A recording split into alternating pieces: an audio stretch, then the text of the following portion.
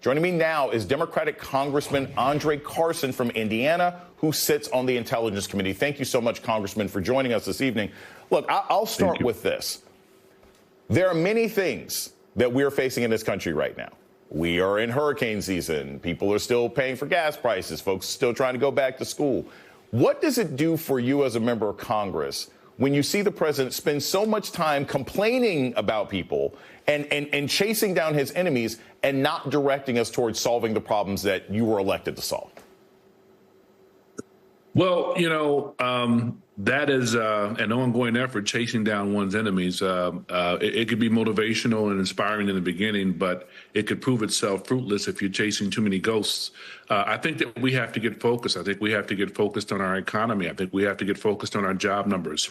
I think we have to get focused on strengthening our national security apparatus globally and improving our relationships with our Five Eyes partners. I think that is utmost priority. And I think going forward, making sure that we're highlighting all that should be great about America, and that is America's diversity. Dismantling DEI programs, otherizing people is not the way to go.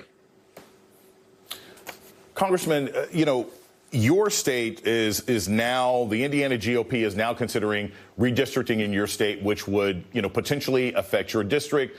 We're seeing this sort of arms race that has all been started by Governor Abbott in Texas. When you're talking to your colleagues, right, just talking to your colleagues in Congress, what is the feeling amongst Republicans and Democrats about this? I mean, are people saying, hey, this is the best way to balance things? Are people saying this is ridiculous? I'm arguing with my own delegation to stop it. What is the talk like amongst members of Congress about these redistricting efforts? Well, people don't want it. I mean, this is clearly a civil rights issue. It's a voting rights issue. It's a question of fairness.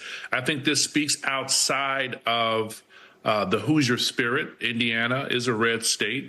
We have a Democratic presence, but it also has a very independent and libertarian streak. Hoosiers don't like to be told what to do. And as the dean of the Indiana congressional delegation, while my colleagues have publicly supported this measure, internally there's some strife, especially with my friends on both sides of the aisle in the State House and the State Senate. This is an intentional scheme to dilute and disenfranchise black voters, especially. And the support for Trump's plan is really not there. Indiana lawmakers from both sides of the aisle, they've made it very clear they don't support redistricting 5 years earlier. It's not something my constituency wants or will support. And it's not something that the entire state thinks is fair. So where is the pushback? Because I want to follow up with this. I think you make a good point. There's lots of consternation behind the scenes. Why is there not a grand uprising of Republicans and Democrats across multiple states going to Washington and saying, President Trump, put some pressure on Abbott, stop this domino effect? Because it seems to me that the business community, education communities, finance communities, they don't want to see this either. And I would think that'd be the kind of thing that you could get both sides together on. Why has that not happened? One would think. I don't think that this issue has resonated enough, and the folks who will be most impacted won't feel the effect until after the damage has been done, unfortunately. But there are movements that are emerging, which is at the origin of this, because the president and his administration, they are seeing trends that will allow Democrats to recapture the House of Representatives. And I think they're trying to thwart these trends early, but they're doing it at the expense of the American people. I want to just give you some screen here. Maryland governor talking about bridge funding and the fact that this administration is now saying, hey, look, if you keep criticizing us, we're not going to give you federal funds. We're not going to give you the money that you need. Do you think that the ability to find consensus out in the rest of America is being harmed by the fact that we have an administration that so obviously plays favorites? Is that one of the reasons it's been so difficult to get a red and blue consensus to push back against this gerrymandering? I think it's a part of it, and kudos to my friend Governor Wes Moore for taking a stance. Legislators in my state are already being threatened with primary opposition if they don't support this measure.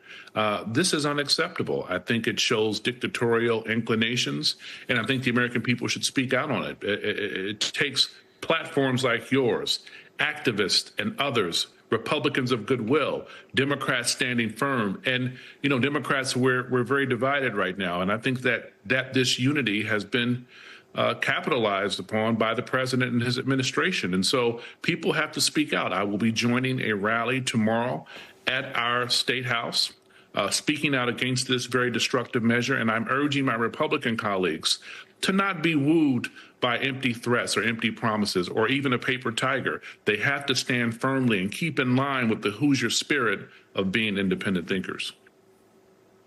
Congressman Carson, go Fever. Thank you very much for joining us tonight on The Beat. What an honor. Thank you.